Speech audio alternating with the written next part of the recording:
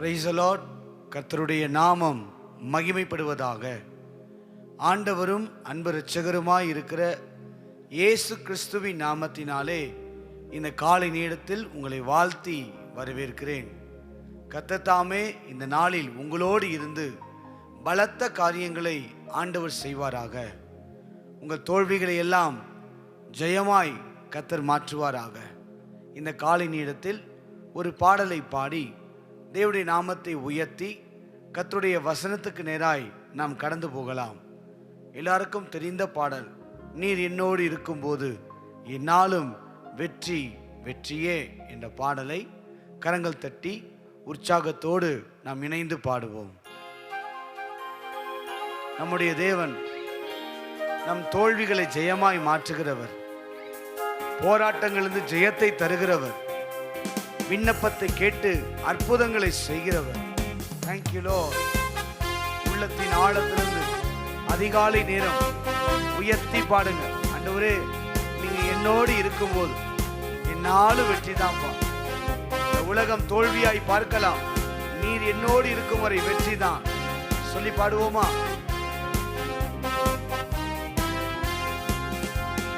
நீர் என்னோடு இருக்கும்போது என்னாலும் வெற்றி வெற்றியே. நீர் என்னோடு இருக்கும்போது என்னாலும் வெற்றி வெற்றியே. தோல்வி எனக்கில்லையே, நான் தோற்று போவதில்லையே. உயர்த்தி பாடுவோம். தோல்வி எனக்கில்லையே, இயேசுவே நாங்கள் தோற்று போவதில்லையே. நீர் என்னோடு இருக்கும்போது என்னாலும் வெற்றி வெற்றியே. நீர் என்னோடு இருக்கும்போது என்னாலும் வெற்றி வெற்றியே. மலைகளை தாண்டிடுவே, கடும் பள்ளங்களை கடந்திடுவே. மலைகளை தாண்டிடுவே, கடும் பள்ளங்களை கடந்திடுவே. சரிகளை முறியடிப்பே, சாத்தானை ஜெயித்திடுவே. எல்லா சரிகளை முறியடிப்பே, சாத்தானை ஜெயித்திடுவே. அல்லேலூயா அல்லேலூயா அல்லேலூயா அல்லேலூயா. ஓ அல்லேலூயா. ஆமென். அல்லேலூயா. உயர்த்துகிறோம். அல்லேலூயா. நாமத்தை மகிமைப்படுத்துகிறோம். ஓ அல்லேலூயா. நீர் என்னோடு இருக்கும்போது என்னாலும் வெற்றி வெற்றியே. நீர் என்னோடு இருக்கும்போது என்னாலும் வெற்றி வெற்றியே. சீரைச்சாலை கதவுகளும் என் துதியினால் உடைந்திடுமே. சீரைச்சாலை கதவுகளும் நம் துதியினாலே துதியினால் உடைந்திடுமே. அபிஷேகம் அபிஷேகம் எனக்குள்ளே, நான் ஆடி பாடி மகிழ்ந்திடுவே. அபிஷேகம் எனக்குள்ளே, நான் ஆடி பாடி மகிழ்ந்திடுவே. அல்லேலூயா அல்லேலூயா. ஆமென். அல்லேலூயா. ஓ அல்லேலூயா அல்லேலூயா. ஆமென். அல்லேலூயா அல்லேலூயா. ஓ அல்லேலூயா. அவர் நாமத்தை உயர்த்தி, நீர் என்னோடு இருக்கும்போது என்னாலும் வெற்றி வெற்றியே. நீர் என்னோடு இருக்கும்போது என்னாலும் வெற்றி வெற்றியே. தோல்வி எனக்கில்லை, தோல்வி எனக்கில்லையே, நாங்கள் தோற்று போவதில்லையே. தோல்வி எனக்கில்லையே, நான் தோற்று போவதில்லையே. நீங்க தான்ப்பா. நீர் என்னோடு இருக்கும்போது என்னாலும் வெற்றி வெற்றியே.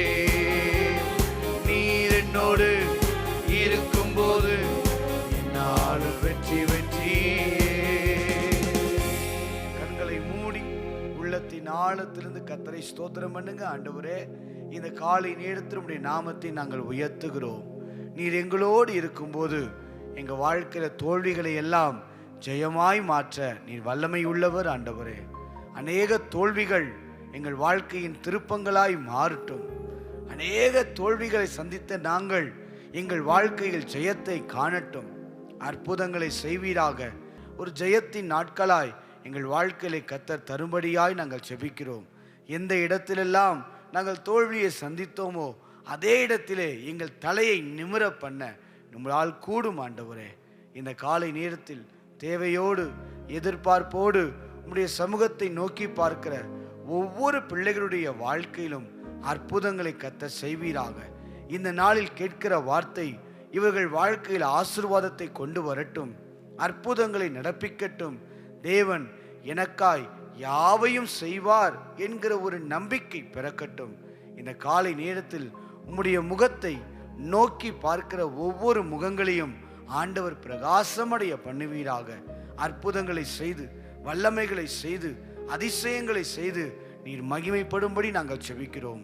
நீர் அப்படி செய்வதற்காக நன்றி. இயேசுவின் நாமத்தில் ஜெபிக்கிறோம் நல்ல பிதாவே, ஆமென். அல்லேலூயா. கர்த்தருடைய நாமம் மகிமைப்படுவதாக. இன்றைக்கும் ஜெயத்தின் திறவுகோல் என்கிற தலைப்பில் கர்த்தருடைய வசனத்தை நாம் தியானிக்கலாம். ஏசாயா 41வது அதிகாரம் 10 13வது வசனம் வரை நாம் வாசிக்க கேட்கலாம்.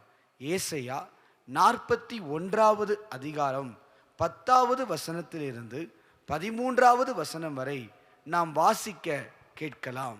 நீ பயப்படாதே, நீ பயப்படாதே, நான் உன்னுடனே இருக்கிறேன், நான் உன்னுடனே இருக்கிறேன். திகையாதே, திகையாதே, நான் உன் தேவன், நான் உன் தேவன், நான் உன்னை பலப்படுத்தி, நான் உன்னை பலப்படுத்தி உனக்கு சகாயம் பண்ணுவேன், உனக்கு சகாயம் பண்ணுவேன், என் நீதியின் வலக்கரத்தினால், என் நீதியின் வலக்கரத்தினால் உன்னை தாங்குவேன், உன்னை தாங்குவேன். இந்த வசனம் நமக்கு நன்கு தெரிந்த வசனம். நீ பயப்படாதே, நான் உன்னுடனே இருக்கிறேன். ஆண்டவர் ஒரு பெரிய அஷூரன்ஸ், பெரிய ஒரு நம்பிக்கையை நமக்கு தேவன் தருகிறார். நான் உன்னுடனே இருக்கிறேன். ஏனென்றால் இன்றைக்கு நிலைமைகளை வைத்து பார்க்கும்போது, சூழ்நிலைகளை வைத்து பார்க்கும்போது திகைக்கிற காரியங்கள், கலங்க பண்ணுகிற காரியங்கள், நம்மை பயமுறுத்துகிற காரியங்கள் அநேகம் இருந்தாலும் நம்முடைய தேவன் நம்மை பலப்படுத்தி நமக்கு உதவி செய்ய அவர் வல்லமை உள்ள தேவனாய் இருக்கிறார். அவர் உதவி செய்கிறவர் மாத்திரமல்ல, அவர் கரத்தினால் நம்மை தாங்கி அவர் நடத்துவார் என்று நாம் வாசித்தோம். அடுத்த வசனங்களை நீங்கள் வாசிப்பீர்களே ஆனால் 11ஆம் வசனம், 12ஆம் வசனம், 13ஆம் வசனங்கள்லாம் வாசிச்சிங்கன்னா இதை சொல்லிட்டு ஆண்டவர் சொல்லுவார், இதோ உன்மேல் எரிச்சலாய் இருக்கிற யாவரும் வெட்கி லட்சை அடைவார்கள். அப்படின்னா சில நேரங்களில் ஆண்டவர் நமக்கு துணையாய் இருந்தாலும் சில போராட்டங்களும் சில பிரச்சனைகளையும் நாம் சந்தித்து தான் ஆக வேண்டும். எந்த பிரச்சனையையும் எந்த போராட்டத்தையும் நாம் தள்ளி வைத்துவிட்டு நாம் கடந்து போக முடியாது. வாழ்க்கையில் அநேக பிரச்சனைகளையும் போராட்டங்களையும் நாம் சந்தித்து நாம் கடந்து செல்லத்தான் வேண்டும். நீங்கள் பார்ப்பீர்களேயானால் ஒரு நல்ல ஜெபம் என்னவென்றால், எனக்கு போராட்டமே வேண்டாம் என்று சொல்லுவதல்ல, போராட்டம் வந்தாலும் அதில் ஜெயம் எடுப்பதற்கு எனக்கு உதவி செய்யும் என்று ஜெபிக்க வேண்டும். அதுதான் ஒரு சரியான ஜெபமாக இருக்கும். இந்த காலை நேரத்தில் கூட ஏதோ ஒரு பிரச்சனையில், ஏதோ ஒரு போராட்டத்தில், ஏதோ ஒரு காரியத்தில் நீங்கள் வந்து இருக்கலாம். நீங்கள் இந்த காலை நேரத்திலே சொல்லுங்கள், எனக்கு போராட்டம் வேண்டாம் என்று சொல்லாமல், இந்த போராட்டத்தில் ஜெயம் எடுப்பதற்கு, இந்த கஷ்டத்தில் வெற்றி பெறுவதற்கு எனக்கு உதவி செய்யும் என்று சொல்லுங்கள். நல்லா கவனிங்க, தோல்வி பெறாமல் யாரும் வெற்றிக்கு செல்ல முடியாது. வெற்றியே ஒரு மனிதன் அடைந்ததா எங்கேயுமே நம்ம பார்க்கல. தோல்விகளை சந்தித்தாலும் அதை ஜெயமாய் தருகிற தேவன் நம்முடைய தேவன். இந்த காலை நேரத்தில் உங்கள் வாழ்க்கையில் தேவன் அப்படியே செய்வாராக. ஜெயத்தை தேவன் நமக்கு தர வேண்டுமானால், நமக்கு விரோதமாய் எழும்புகிற, போராடுகிற, எரிச்சலாய் இருக்கிற, வழக்காடுகிற, மற்றவர்கள் யுத்தம் பண்ணுகிற இந்த மனுஷரெல்லாம் ஒன்றும் இல்லாமல் போக வேண்டுமானால், நம்முடைய வாழ்க்கையில் ஆண்டவர் சில ஜெயத்தின் திறவுகோள்களை கர்த்தர் நமக்கு தர விரும்புகிறார். அதில் ஒன்று நான் உங்களுக்கு சொன்னேன். யாத்திராகமம் 14வது அதிகாரம் 13, 14 ஆகிய வசனங்களை நீங்கள் வாசித்து பார்க்கும்போது வாசிக்கலாம். யாத்திராகமம் 14வது அதிகாரம் 13வது 14வது வசனம். அப்பொழுது மோசே ஜனங்களை நோக்கி பயப்படாதிருங்கள், பாருங்க, நீங்கள் பயப்படாதிருங்கள், நீங்கள் நின்று கொண்டு இன்றைக்கு கர்த்தர் உங்களுக்கு செய்யும் இரட்சிப்பை பாருங்கள். கடந்த நாட்கள் இந்த வசனத்தை குறித்து நாம் பார்த்தோம். நம் வாழ்க்கையில் கர்த்தர் ஜெயத்தை தர வேண்டுமானால் அதற்கு உண்டான ஒரு திறவுகோல் என்னவென்றால் நாம் தேவ சமூகத்தில் நிற்க வேண்டும். இங்கு மோசே ஜனங்களை பார்த்து சொல்லுகிறார், பயப்படாதீங்கப்பா, நீங்கள் நின்று கொண்டு, அப்படின்னா நாம் நிற்க வேண்டும். தேவ சமூகத்தை ஒரு மனிதன் வாஞ்சித்து தன் வாழ்க்கையிலே நிற்கும்போது அந்த மனிதனுடைய வாழ்க்கையிலே தேவன் ஆசீர்வதிக்கிறார். மோசையை பார்த்து சொல்லுவார், விடியற் காலத்தில் நீ ஆயத்தமாகி சீனாய் மலையிலே வந்து நில். அப்போ ஆபகுக்களை வாசித்தோம். 2ஆம் அதிகாரம் 1ஆம் வசனத்தில் அவர் என் காவலில் வார்த்தை சொல்லுவார் என்று நான் நின்றேன். அப்போ தேவ சமூகத்தில் ஒரு மனிதன் நிற்கும்போது அந்த மனிதனை வெறுமையாய் அனுப்புவதில்லை, கர்த்தர் ஜெயத்தை தந்து அந்த மனிதனை ஆசீர்வதிக்கிறார். அப்படி என்றால் முதல் கருத்து, நாம் நிற்க வேண்டும். நிற்க வேண்டும் என்றால் எங்கே? தேவ சமூகத்தில், மனிதர் முன்பதாக அல்ல. தேவ சமூகத்திலே ஒரு மனிதன் நிற்க பழகுவார் என்றால் அந்த மனிதனுடைய வாழ்க்கையில் எத்தனை போராடுகிறவர்கள், எத்தனை எதிரானவர்கள், எத்தனை கோல் சொல்லுகிறவர்கள் எழும்பினாலும், எத்தனை தீங்கு செய்கிறவர்கள் எழும்பினாலும் ஜெயத்தை தந்து தேவன் நடத்த வல்லமை உள்ளவர். இரண்டாவதாக, இன்றைக்கு 2 நாளாகமம் 20ஆம் அதிகாரம் 1 - 4 வசனங்கள் வரை நீங்கள் வாசித்து பாருங்கள். 2 நாளாகமம் 20வது அதிகாரம் 1 - 4 வசனம் வரை நீங்கள் வாசித்து பாருங்கள். இதற்கு பின்பு மோவாப் புத்திரரும் அம்மோன் புத்திரரும் அவர்களோட அம்மோனியருக்கு அப்புறத்தில் உள்ள மனுஷரோடும் கூட யோசபாத்திற்கு விரோதமாய், பாருங்க, யோசபாத் என்கிற ஒரு ராஜாக்கு விரோதமாய் யுத்தம் பண்ண வந்தார்கள். சிலர் வந்து யோசபாத்தை நோக்கி, உமக்கு விரோதமாய் ஏராளமாய் ஜனங்கள். தொடர்ந்து வாசிச்சு பாருங்க. இங்க யோசபாத் என்கிற ஒரு ராஜா இருக்கிறார். அந்த ராஜாக்கு விரோதமாக ஒரு யுத்தம் பண்ணுகிற நபர்கள் வராங்க. யாரு வராங்க அப்படின்னா, சீரியாவிலிருந்து அவர்கள் வருகிறார்கள். அவங்க வரும்போது சாதாரணமானவங்களும் அல்ல, பலத்த ஜாதியாளர்கள். அப்படிப்பட்டவங்க யுத்தம் செய்வதற்கு யோசபாத் ராஜாவுக்கு எதிராய் வந்தபோது ராஜா சொல்லுவார், நீங்க வாசித்து பார்த்தீங்கன்னா தெரியும், எனக்கு பலன் இல்லை, நான் என்ன செய்வதென்று எனக்கு தெரியவில்லை என்று சொல்லி இந்த அதிகாரங்களை நீங்க தொடர்ந்து வாசித்து பார்த்தா தெரியும். எனக்கு என்ன செய்யறதுனே தெரில ஆண்டவரே, எதிர்த்து வருகிறவர்கள் முன்பதாக நான் என்ன பண்ண முடியும், நான் என்ன செய்ய முடியும் என்று சொன்னபோது யோசபாத் ராஜா ஒரு காரியத்தை செய்தார். என்னவென்றால் 2 நாளாகமம் 20ஆம் அதிகாரம் 3வது வசனத்தை நீங்கள் வாசித்து பாருங்கள்.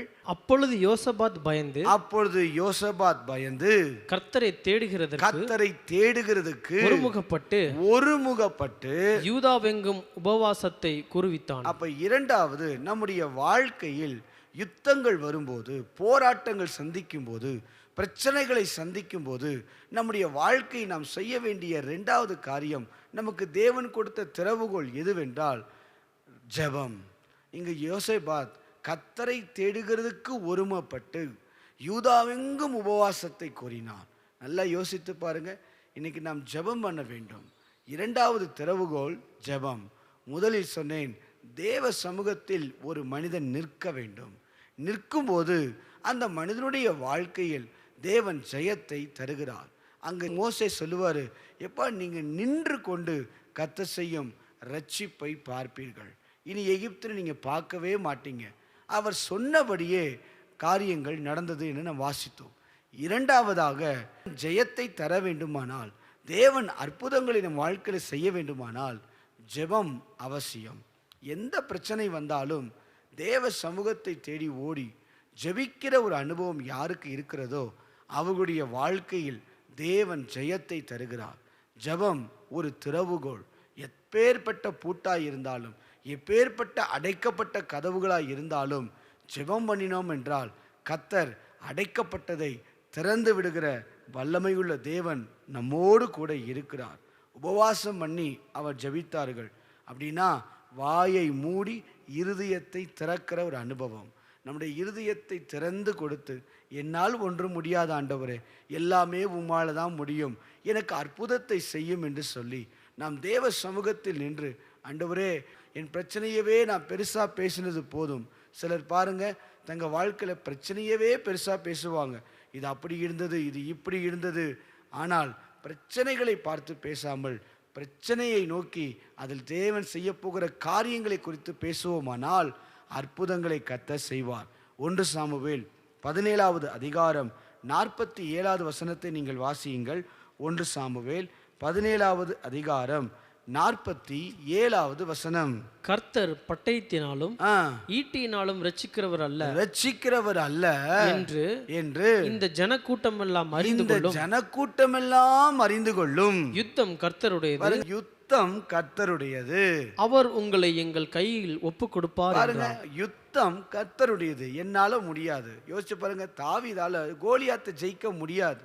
கோலியாத்து சிறு வயதிலிருந்தே யுத்த வீரன், அவன் பழகுனவன், நல்ல யுத்த சமர்த்த பயங்கரமான நபர். ஆனால் ஒரு மனிதனாய் தாவீது சாதாரண ஆட்டடியன், சின்ன பையன்.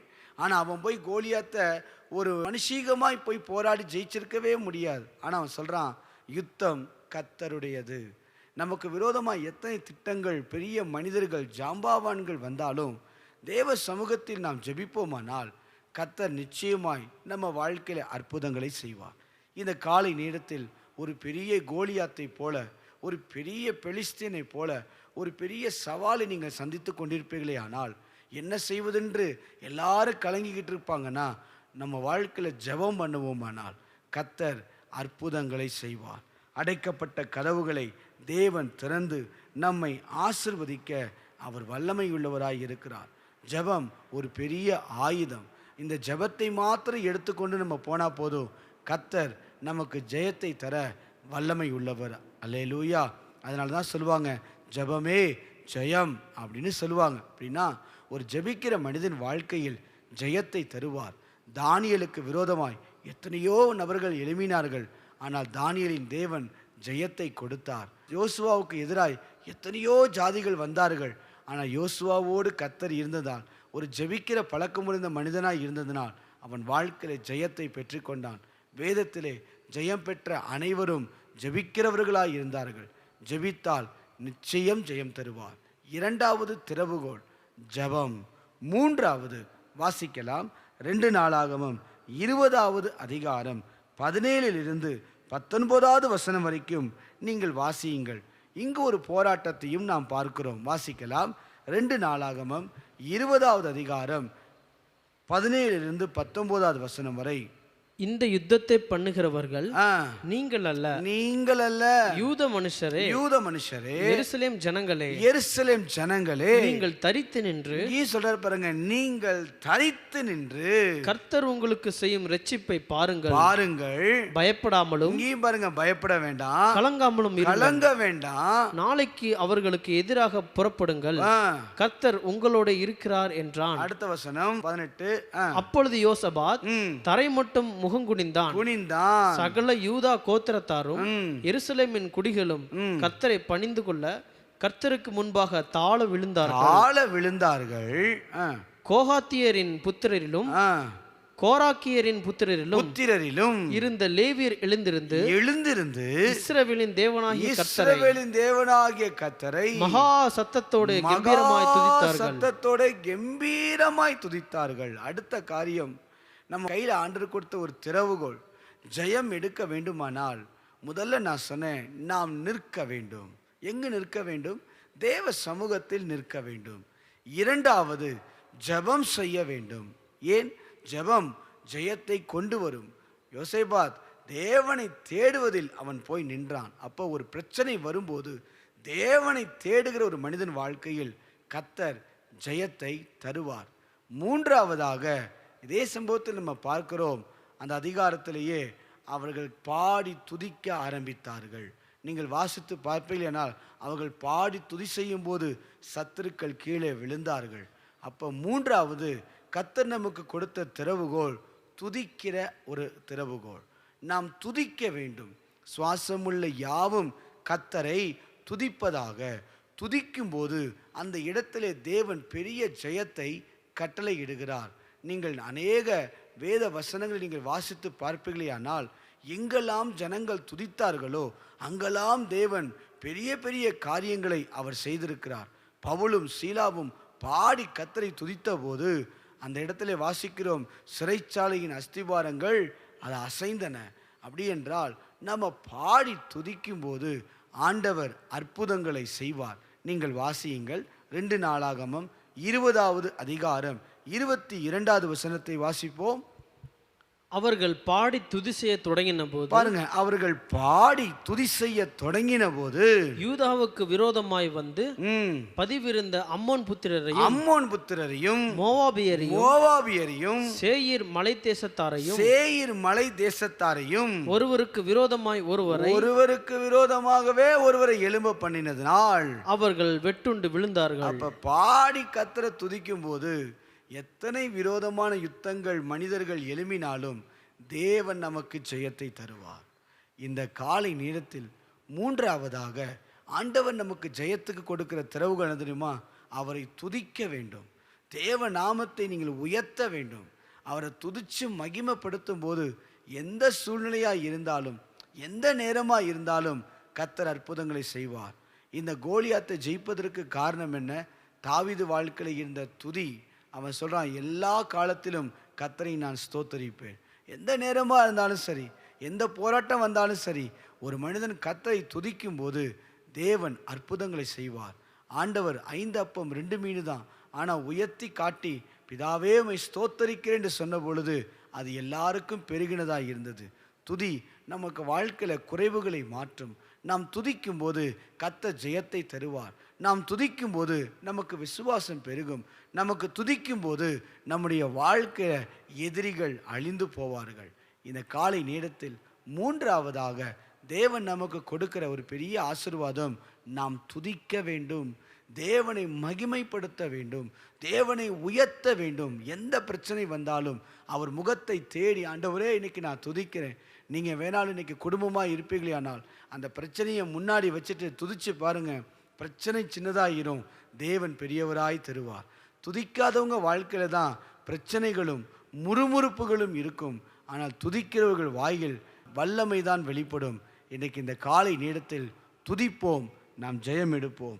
4வதாக தேவன் ஜெயத்துக்கான திறவுகோலை நமக்கு என்ன தருகிறார்? இது ரொம்ப முக்கியமானது. வாசிக்கலாம். 1 சாமுவேல் 24வது அதிகாரம் 16, 17 ஆகிய வசனங்களை நாம் வாசிக்க கேட்கலாம். 1 சாமுவேல் 24வது அதிகாரம் 16, 17 ஆகிய வசனங்கள். தாவீது இந்த வார்த்தைகளை சவுலோட சொல்லி முடித்த பின்பு சவுல், என் குமாரனாகிய தாவீதே, பாருங்க, என் குமாரனாகிய தாவீதே, இது உன்னுடைய சத்தம் அல்லவா என்று சொல்லி சத்தமிட்டு அழுது தாவீதை பார்த்து, நீ என்னை பார்க்கிலும் நீதிமான், நீ எனக்கு நன்மை செய்தாய், நானோ உனக்கு தீமை செய்தேன். அடுத்து 4வது நமக்கு கொடுக்கிற திறவுகள் தெரியுமா? யோசித்து பாருங்க. தாவீதை கொல்ல வேண்டும் என்று சொல்லி சவுல் தொடர்ந்து தாவீதை பின்பற்றி போகிறான். தாவீது அப்போது சாதாரண நபர் தான். சவுல் கையில் ஆட்கள், படைபலம் எல்லாம் இருந்தது. தாவீது எங்க இருக்கான்னு கேள்விப்படுறாரோ அங்கெல்லாம் சவுல் தொடர்ந்து போய் தாவீதோடு யுத்தம் பண்ணுவதற்கு, தாவீதை கொலை செய்வதற்கு முயற்சி செய்தான். ஆனால் இப்படிப்பட்ட சில தொடர் போராட்டங்கள், நான் அமைதியாக தான் போகிறேன், ஆனால் பிரச்சனை தாண்டி வருது, என்னை தொடர்ந்து வருகிறது. நான் தப்பிக்கலான்னு பார்க்குறேன், ஆனால் தொடர்ந்து வருகிற பிரச்சனைகள், என்னை பயமுறுத்தி கொண்டிருக்கிற பிரச்சனைகள், இதை பார்த்து பயந்து நான் ஒளிஞ்சுக்கிட்டு இருக்கேன். இன்னைக்கு சொல்கிறீங்களா? இந்த காலை நேரத்தில் இந்த காரியங்கள் ஜெயமாய் மாற வேண்டுமானால் அடுத்தது 4வது திறவுகோல், தீமைக்கு நன்மை செய்யுங்கள். இது ரொம்ப முக்கியமான ஒன்று. தீமைக்கு நன்மை செய்யுங்கள். யார் நமக்கு தீமை செய்திருந்தாலும் நாம் நன்மையை செய்வோமானால் கர்த்தர் நமக்கு ஜெயத்தை தருவார். சவுல் தாவீதுக்கு எத்தனையோ தீமைகளை செய்தாலும் அங்கே சொல்றாரு, என்னை பார்க்கிலும் நீ நீதிமான், நீ எனக்கு நன்மை செய்தாய், நானோ உனக்கு தீமை செய்தேன். யோசித்து பாருங்க, யோசேப்புடைய வாழ்க்கையில் சகோதரர்கள் எவ்வளவோ தீமை செய்தார்கள். ஆனால் யோசேப்பு சொல்றாரு, கர்த்தரோ எனக்கு நன்மை செய்தார். நீங்கள் எனக்கு என்ன வேணா செஞ்சுட்டு போங்க, நம்மோடு இருக்கிற தேவன் நமக்கு நன்மை செய்கிற தேவன். நம்ம வாழ்க்கையில் ஜெயம் வேண்டுமா? நம்ம வாழ்க்கையில் ஆசீர்வாதம் வேணுமா? நம்ம வாழ்க்கையில் ஜெயம் எடுக்கிறவர்களாய் இருக்கணுமா? மேற்கொண்டு ஜெயிக்கிறவர்களாய் மாறணுமா? தீமைக்கு நன்மை செய்ய பழகுங்கள். இது ரொம்ப கடினமான ஒரு காரியம். சில நேரங்கள் நம்ம வாழ்க்கையில் தீமை செய்தவர்களுக்கு நம்ம தீமையை தான் செய்ய முயற்சி பண்ணுவோம். ஆனால் வேதம் சொல்லுகிறது நன்மை செய்ய வேண்டும். நல்லா கவனிங்க. சில பேர் தீமை செய்தவங்கள மன்னிச்சிட்டு விட்டுருவாங்க. ஆனால் வேதம் அப்படி சொல்லலை. தீமை செய்தவர்களாக இருந்தாலும் அவர்களுக்கு நன்மை செய்ய வேண்டும்.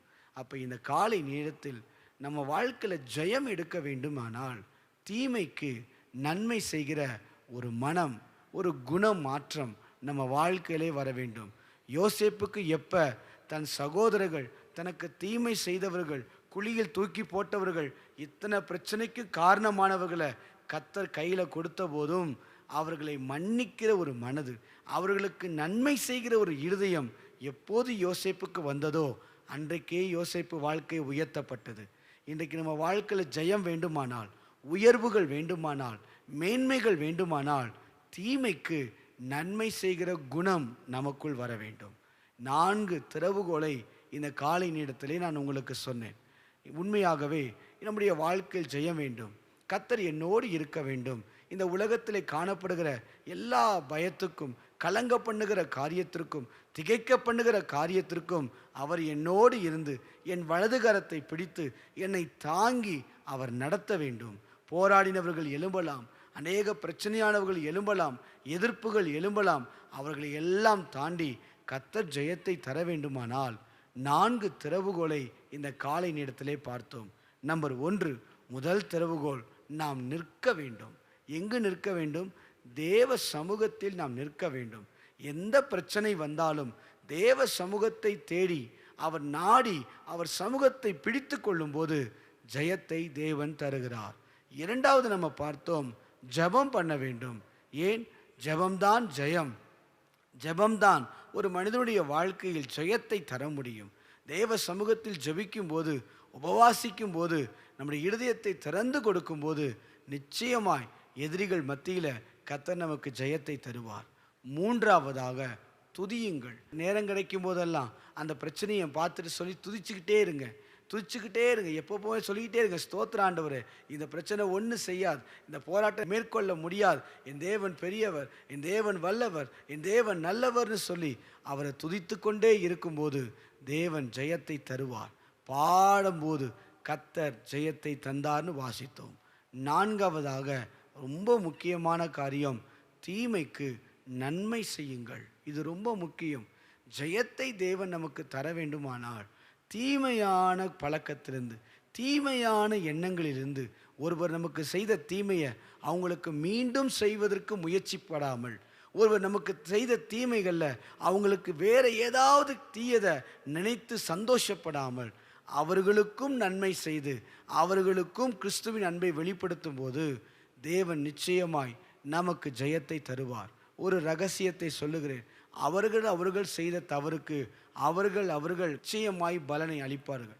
தேவன் பலன் தருவார். அதுக்கான காரியத்தை தேவன் பார்த்து கொள்வார். நாம நன்மை செய்வோமானால், நல்லதையே விதைப்போமானால் மேன்மையானவர்களை அறுப்பதற்கு தேவன் கிருபை செய்வார். கண்களை மூடி நாம் ஜெபிக்கலாம். திறவுகோலுக்காய் அப்படியே ஸ்தோத்திரம் பண்ணுங்க. ஆண்டவரே, இப்படிப்பட்ட அனுபவம் என் வாழ்க்கையிலே கடந்து வரட்டும். இந்த காலை நேரத்தில் ஏதோ வந்தேன், ஏதோ வசனத்தை கேட்டேன் என்று கடந்து போகாதபடி இந்த ஜெயத்தின் திறவுகோலை, சாவியை நான் பெற்றுக்கொள்வதற்கு ஆண்டவர் எனக்கு உதவி செய்வீராக என்று சொல்லி கண்களை மூடி இருதயத்தின் ஆழத்திலிருந்து அப்படியே ஸ்தோத்திரம் பண்ணுங்க. ஒருவேளை தீமைகள், ஒருவேளை யார் மேலேயாவது கசப்பு, யார் மேலேயாவது வெறுப்பு, யார் மேலேயாவது கோபங்கள் இருக்குமானால் இந்த காலை நேரத்தில் என்னை மன்னிங்க ஆண்டவரேன்னு சொல்லி அவர் சமூகத்தில் அர்ப்பணிக்கும் போது கர்த்தர் நமக்கு ஜெயத்தை தருவார். Thank you Lord. உம்மை நன்றியோடு ஸ்தோத்தரிக்கிறோம், நன்றியோடு துதிக்கிறோம், நன்றியோடு துதிக்கிறோம். இயேசுவே உமக்கு நன்றி. ஜெயம் கொடுக்கும் தேவனுக்கு கோடி கோடி ஸ்தோத்திரம். வாழ்வளிக்கும் இயேசு ராஜாவுக்கு வாழ்நாள் எல்லாம் ஸ்தோத்திரம். பாடலாமா? சேர்ந்து சொல்லலாமா? ஜெயம் கொடுக்கும் ஆமென் தேவனுக்கு கோடி கோடி ஸ்தோத்திரம். வாழ்வளிக்கும் இயேசு ராஜாவுக்கு ஆமென் வாழ்நாள் எல்லாம் ஸ்தோத்திரம். சொல்லுங்க, அல்லேலூயா அல்லேலூயா அல்லேலூயா பாடுவே ஆனந்த துணியாள் உயர்த்துவே. அல்லேலூயா பாடுவே, ஆனந்த துணியாள் உயர்த்துவே. ஜெயம் கொடுக்கும் ஆமென் தேவனுக்கு இன்று கோடி கோடி ஸ்தோத்திரம். வாழ்வழிக்கும் இயேசு ராஜாவுக்கு வாழ்நாளெல்லாம் ஸ்தோத்திரம். ஒரு விசை கூட ஜெயம் கொடுக்கும், ஜெயம் கொடுக்கும் தேவனுக்கு கோடி கோடி ஸ்தோத்திரம். ஒரு ஆசீர்வாதம் உண்டாகும். இந்த காலை நேரத்தில் ஜெயத்தை தந்து உயர்த்துவீராக. வாழ்நாளெல்லாம் ஸ்தோத்திரம். நல்ல தகப்பனே, உம்மை நன்றியோடு நாங்கள் ஸ்தோத்தரிக்கிறோம். இந்த காலை நேரத்தில் வந்து வார்த்தை கேட்ட ஒவ்வொருவரையும் ஆசீர்வதியும். ஜெயத்தின் திறவுகோலை பெற்றுக்கொண்டு வாழ்க்கையில் எதையெல்லாம் அடைக்கப்பட்டு இருக்கிறதோ அதையெல்லாம் இந்த சாவிகளை கொண்டு திறந்து வெற்றி பெற, ஜெயம் பெற கிருபை செய்யும்படியாய் நாங்கள் செபிக்கிறோம். கேட்ட வசனம் 100 மடங்கு ஆசீர்வாதத்தையும் பலனையும் கொடுக்கட்டும், பலப்படுத்தும். இந்த காலை நேரத்தில் தேவையோடு எதிர்பார்ப்புகளோடு வந்த ஒவ்வொருவரையும் ஆசீர்வதிப்பீராக. உடைய வல்லமை வெளிப்படுவதற்காய் நன்றி. இயேசுவின் நாமத்தில் பிதாவே, ஆமேன். சேர்ந்து சொல்லுவோம். என் ஆத்துமாவே கர்த்தரை ஸ்தோத்திரி, என் முழு உள்ளமே பரிசுத்த நாமத்தை ஸ்தோத்திரி. என் ஆத்துமாவே கர்த்தரை ஸ்தோத்திரி, அவர் செய்த சகல உபகாரங்களையும் மறவாதே. ஆமேன், ஆமேன். God bless you.